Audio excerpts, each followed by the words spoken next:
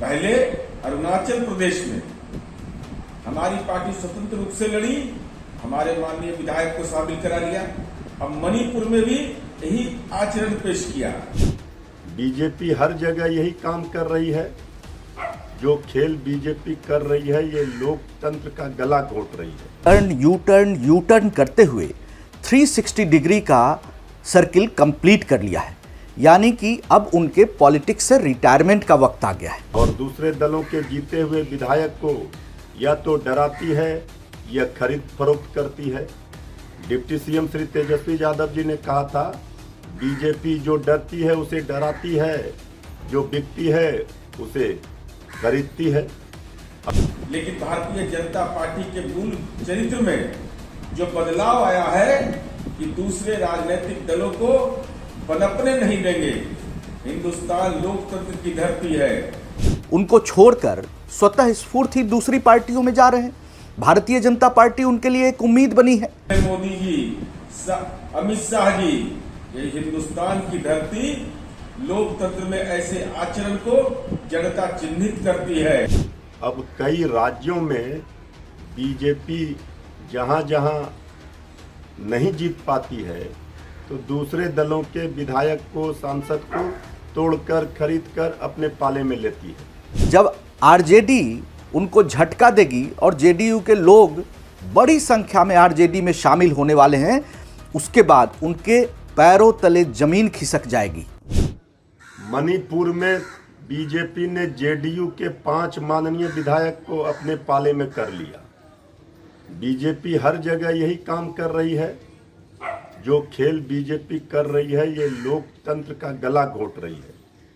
चुनी हुई सरकारों को गिराती है और दूसरे दलों के जीते हुए विधायक को या तो डराती है या खरीद फरोख्त करती है। डिप्टी सीएम श्री तेजस्वी यादव जी ने कहा था, बीजेपी जो डरती है उसे डराती है, जो बिकती है उसे खरीदती है। अब ये सब खेल बीजेपी का नहीं चलने वाला है। आज मणिपुर में जो काम बीजेपी ने किया जेडीयू के साथ, बिहार में तो बीजेपी को जोर का झटका धीरे से लगा। अब कई राज्यों में बीजेपी जहां जहां नहीं जीत पाती है, तो दूसरे दलों के विधायक को, सांसद को तोड़कर खरीदकर अपने पाले में लेती है। ये कौन सा लोकतंत्र की रक्षा की बात कर रहे हैं आदरणीय प्रधानमंत्री जी? इससे बड़ा भ्रष्टाचार और क्या होगा? लोकतंत्र और संविधान को बीजेपी ने तार तार किया है। इसी का एक उदाहरण मणिपुर में भी देखने को मिला है। फर्जी नैतिकता का कुलाधिपति बनने का भाजपा दावा करती है। इसके मूल चरित्र में कैसा बदलाव आया है।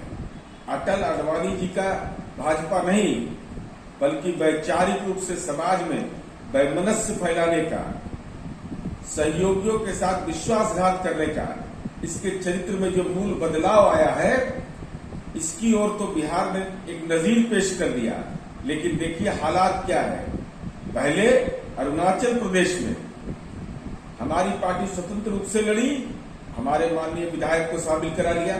अब मणिपुर में भी यही आचरण पेश किया।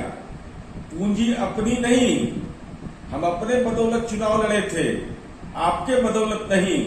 लेकिन भारतीय जनता पार्टी के मूल चरित्र में जो बदलाव आया है कि दूसरे राजनीतिक दलों को पनपने नहीं देंगे। हिंदुस्तान लोकतंत्र की धरती है, भीमराव अंबेडकर की धरती है, राष्ट्रपिता महात्मा गांधी की धरती है। चाहे जितना जतन कर ले मोदी जी, अमित शाह जी, ये हिंदुस्तान की धरती लोकतंत्र में ऐसे आचरण को जनता चिन्हित करती है। आप यह राजनीति का कुकृत्य करते रहिए, 2024 में जनता दल युवा को निपटा देगा। बिहार के मुख्यमंत्री श्री नीतीश कुमार जी ने यू टर्न करते हुए 360 डिग्री का सर्किल कंप्लीट कर लिया है, यानी कि अब उनके पॉलिटिक्स से रिटायरमेंट का वक्त आ गया है। यही कारण है कि जेडीयू के जो लोग हैं उनको ही उन पर अब भरोसा नहीं रहा। अरुणाचल प्रदेश में आपने देखा, मणिपुर में देखा, उनकी ही पार्टी के नेता, कार्यकर्ता और अब तो विधायक भी उनको छोड़कर स्वतः स्फूर्ति दूसरी पार्टियों में जा रहे हैं। भारतीय जनता पार्टी उनके लिए एक उम्मीद बनी है। और सबसे बड़ी बात कि नीतीश कुमार जी जिस तरीके से प्रधानमंत्री और तमाम तरह के प्रोपेगेंडा कर रहे हैं, तो उनको केसीआर जी ने ही आईना दिखाया है। अब आने वाले समय में जब आरजेडी उनको झटका देगी और जेडीयू के लोग बड़ी संख्या में आरजेडी में शामिल होने वाले हैं, उसके बाद उनके पैरों तले जमीन खिसक जाएगी। नीतीश कुमार जी ने जिस तरीके से नैतिक गठबंधन को छोड़कर एक भ्रष्ट, एक पारिवारिक गठबंधन से अपना नाता जोड़ा है, उसका खामियाजा उनको भुगतना पड़ेगा।